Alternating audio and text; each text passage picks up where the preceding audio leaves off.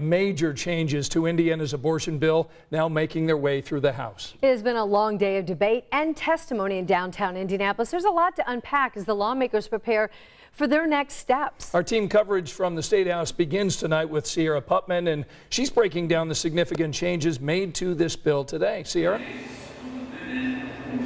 Well, at this hour, the House committee is still meeting. You can actually see they're talking right over my shoulder. The Courts and Criminal Code Committee actually called more than 130 people's names to give testimony today. By my count, more than 100 people spoke.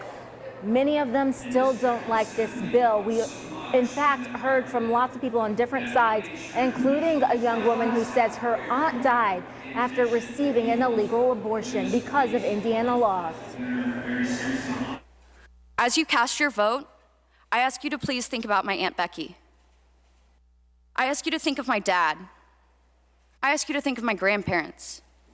I ask you to think of me. We're real Hoosiers who have been impacted by these restrictive abortion laws in the past. That young woman was part of the group of people who testified in favor of allowing abortion access. Even after the committee passed Amendment 25, many people still didn't like the changes.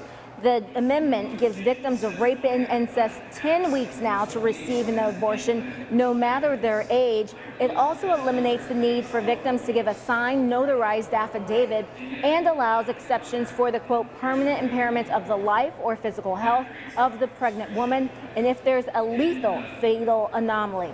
It also provides protections for IVF. Now, while some who testified today appreciated the changes, many on the anti-abortion side said it actually made this bill worse. Many in that group want a ban with only the exception for the life of the mother, and in some cases, they don't want any exceptions. Murder is murder. You cannot legislate it away, and God will be watching you as you legislate here. Andrea Alexander.